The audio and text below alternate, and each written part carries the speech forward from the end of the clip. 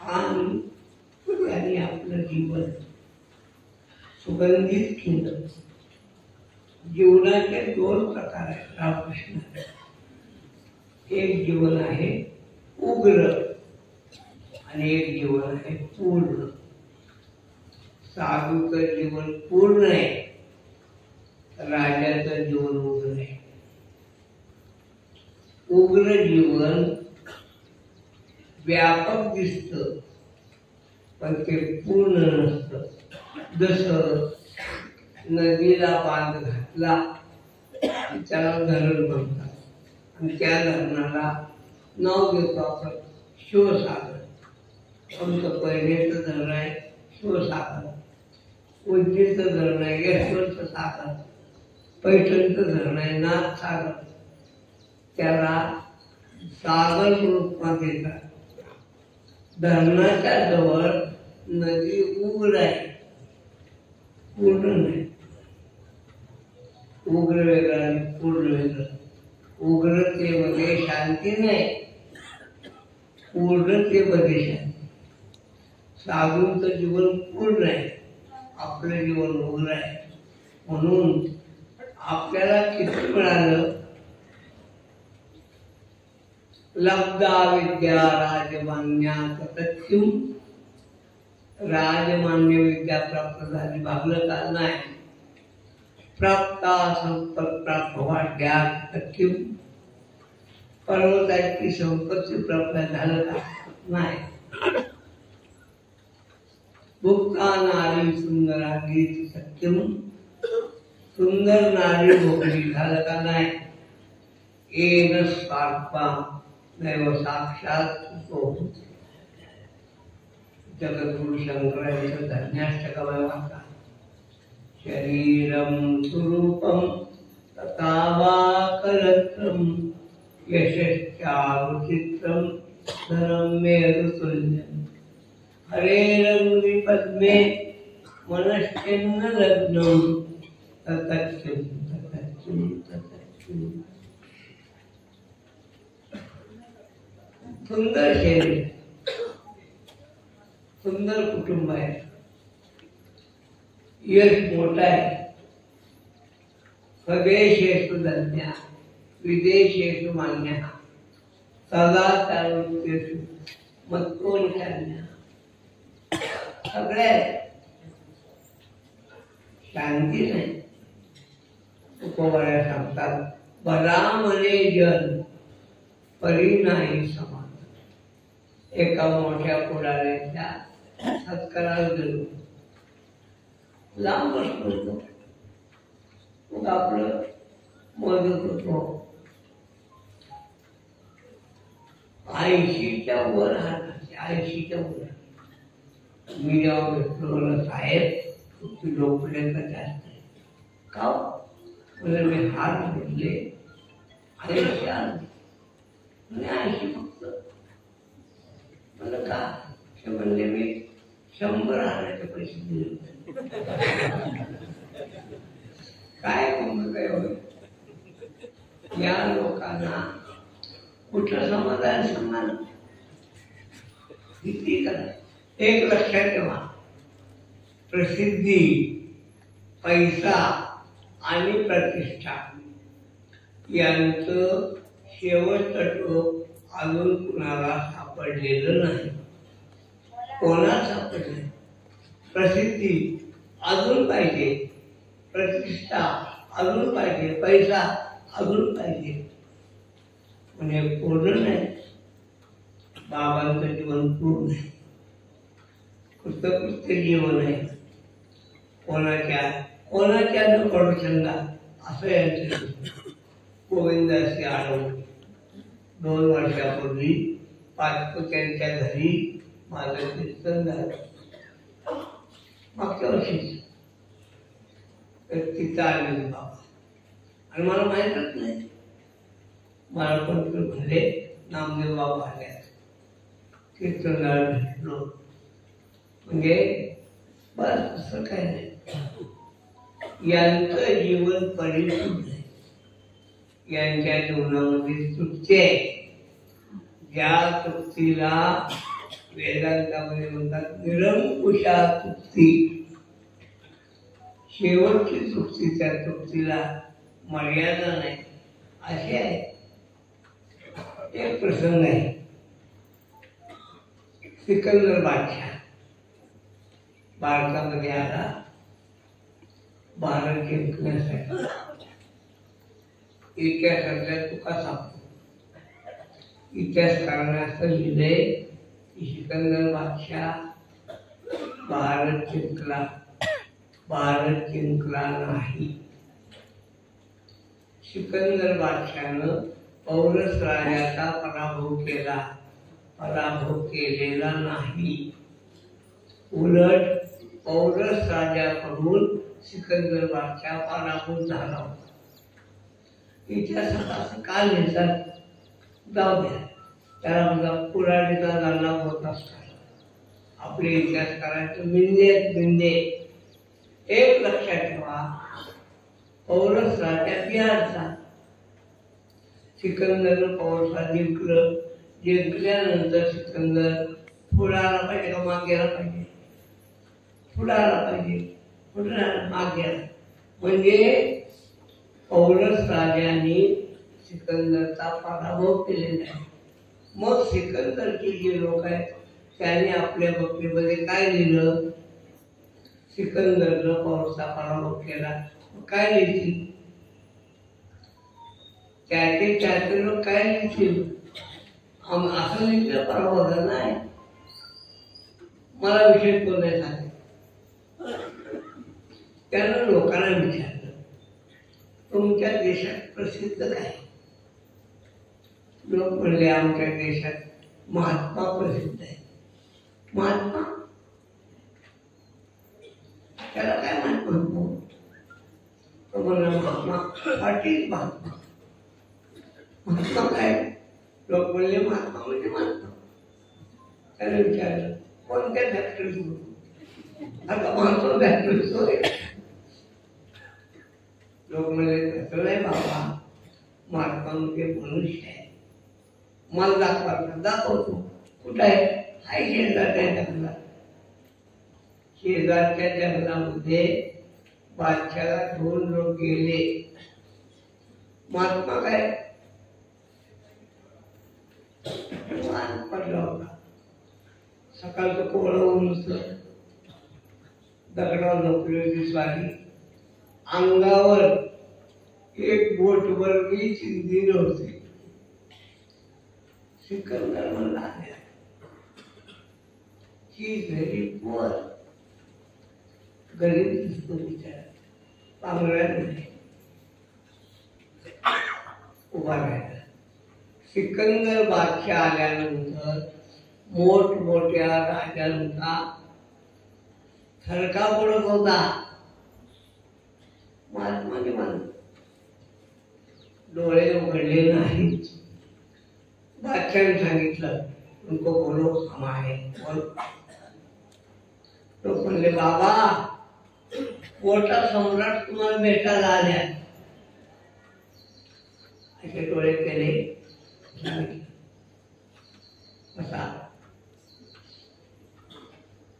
बादशाह खरा झाला. हा महात्मा मध्ये बघायला बादशाहने परत सांगितलं, उनको बोलो हम बडे. बोलो.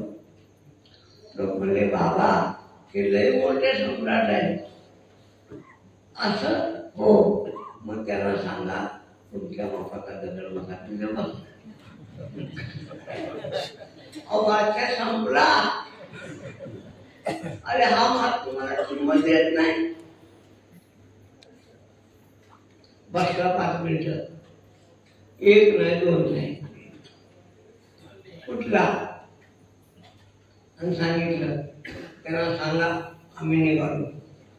लोक म्हणजे महाराज राजे निघाले. आता काय करा? बरोबर सरदार होते. या सगळ्यांच्या देखत आपली किंमत कमी. हा महात्मा विचारला मला. सिकंदर बादशाह म्हणला, उनको बोलो पूछो मांगो. काहीतरी मागा. लोक म्हणले बाबाजी बादशाह म्हणतायत काय मागून घ्या. काय नाही ते म्हणले तुम्हारे लिए नाही हमारे लिए मागो, आमच्यासाठी मागा ना. तो महात्मा काय म्हणला ऐका. त्याने सांगितले बघ तर तुला नोकरी दिसते का? नाही. कुठं भांडण दिसतंय का? नाही. माझ्या अंगावर काय पांघरून आहे का? नाही. मला पांघरून लागत नाही, कपडे लागत नाहीत, अन्न लागत नाही, भांडी लागत नाहीत. तू काय मला देणार बाबा? काही नको. बादशाह म्हणला महाराज काय तर मागा. काय मागितलं महाराज बघा तुम्ही. महाराज काय मागितलं म्हणजे राजा काही देऊ नकोस. सकाळची वेळ आहे, सूर्याचे कोवळे किरण माझ्या अंगावर पडल्या, तू उभा राहिल्यामुळं माझ्या अंगावर सावली पडत्या, बाजूला उभा राहा. माझी काय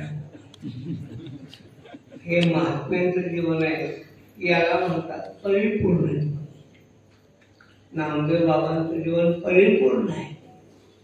हे निरीच्छ माणसं आहेत. निरीच्छ माणसं धनवानाला विकत घेतात. लक्षात कसं आहे.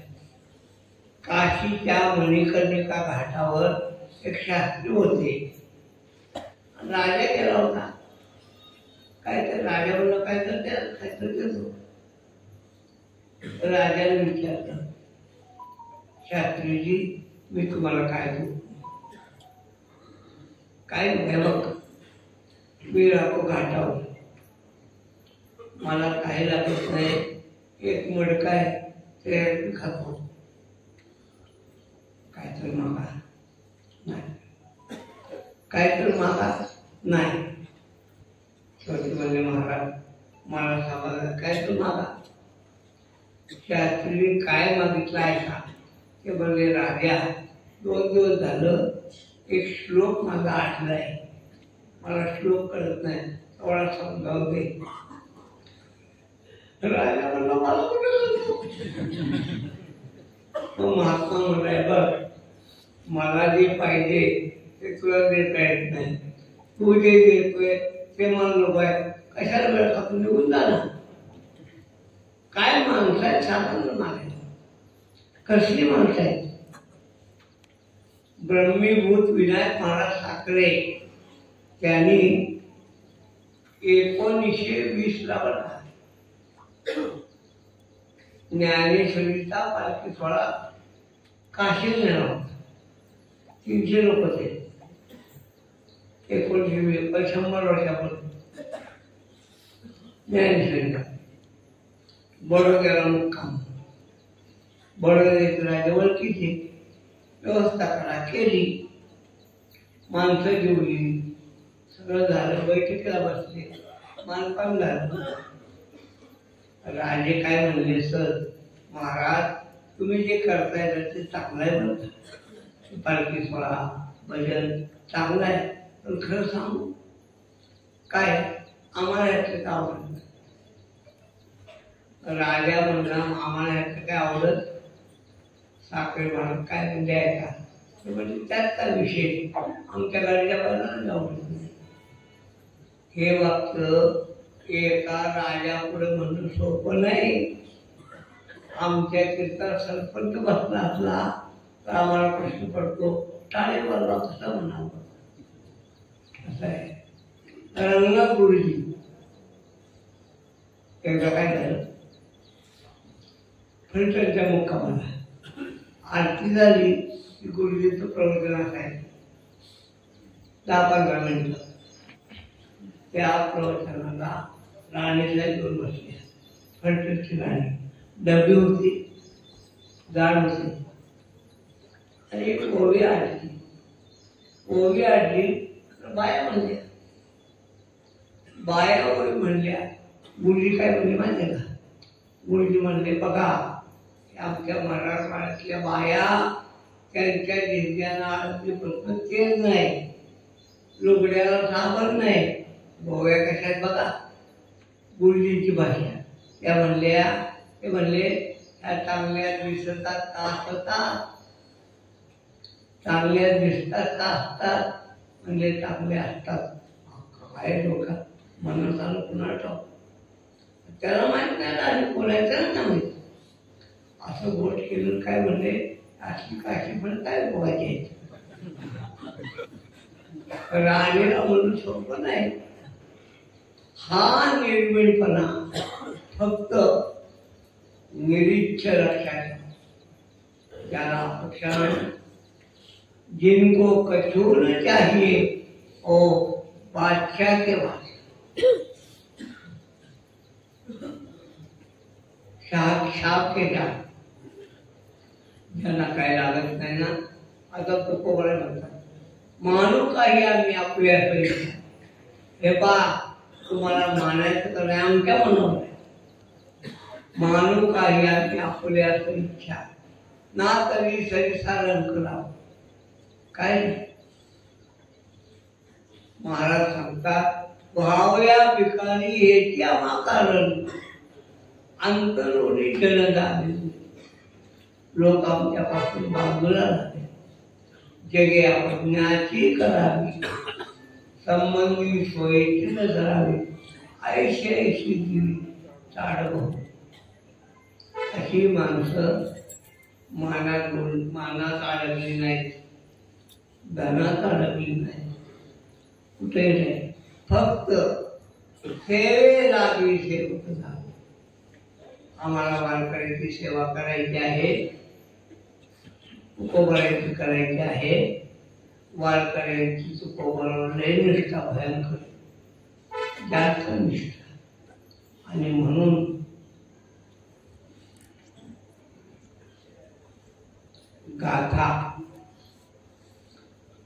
गाथा उघडली तरी सुद्धा त्याचं वस्त्र आपण पुस्तक हातात घेतो. ग्रंथाला वस्त्रासह गाथा वाचतात. वस्त्र बाजूला करून नाही. पंढरपूरला प्रदक्षिणा करतो. एक महिन्याला वारकरी भेटला. मला काय म्हणला कुठं आलं मंदिरात काम तुमच्या म्हणलं झाले आता अभंग पोरात चालू आहे. काय म्हणलं माहिती आहे का काय केलं तुम्ही काय केलं म्हणलं काय नाही. काय केलं म्हणला तुम्ही का म्हणलं तुम्ही आमची मावली उघडी करून ठेवली. श्रद्धेचा प्रश्न आहे. चांगलं वाईट हा प्रश्न आहे. आपण चांगलंच केलं. त्यांच्या श्रद्धेचा प्रश्न आहे की आमची माऊली आहे त्याच्यावर निष्ठा आहे. अशी संपूर्ण जीवन सेवेमध्ये खर्च केलं, दुसऱ्या कशामध्ये नाही. आणि त्या जीवनाचा शेवट यथार्थ केला. शेवट तो झाला माझा बहु गोड झाला. चांगल्या चांगल्या लोकांना असं मरण मागून सुद्धा मिळत नाही देवा. असं जीवन आहे. मला ज्या दिवशी निरोप आला त्या दिवशी मी सांगितलं गड्या माझी तब्येत बरोबर नाही, एवढ्याला काही येत नाही म्हटलं. नंतर मयूरला सांगितलं म्हणजे मला धोका सांग म्हणून दशक्रियेला मी येणार का. असं जे निष्ठावंत जीवन आहे निरीच्छ निरपेक्ष निर्विमान त्या जीवनाबद्दल दोन शब्द बोलणं हे माझं कर्तव्य आहे. आपण त्यांच्याबद्दल काहीतरी बोललं पाहिजे म्हणून मी आता संयोजकांना बोललो म्हणून मी जास्त बोलत नाही. आता काय झालंय आता बोलण्याचा अवसर कमी झाले. बाबा मी कीर्तन सोडून दिली सगळी. लोकांना सांगितलं तर मला बोलू नका. कशाला आपल्याला बोलता येत नाही कशाला लोकांना लागायचं. सगळ्यांना सांगितलं आपलं आनंदी पंढरी पंढरपूरचे 2 कीर्तन दशमी एकादशी आणि एक बाकी लोकांना सांगायला लावलं मला बोलू नका. कशाला म्हणून कार्यकर्त्यांना बोललो, म्हणजे मी जास्त बोलत नाही. अनेक मोठमोठी मंडळी आहेत, अनेक बाबा आहेत, म्हणून झालेली सेवा. नामदेव महाराज, त्याला महाराज म्हणतोय, जन्मभर म्हणतो नाही का, जन्मभर नाही म्हणतो. माझ्याकडे आले की नामदेव भाऊ म्हणायचो मी. त्या तुकाराम तुकाराम, मी म्हणतो नामदेव नामदेव. कायम शब्द तोंडात कायम वाटतात तुकाराम तुकाराम. अजून एक सांगायचं राहिलं, आळंदी पंढरीमध्ये यांनी पंक्तीत जेवले नाही बरं का, पंक्तीत नाही जेवले.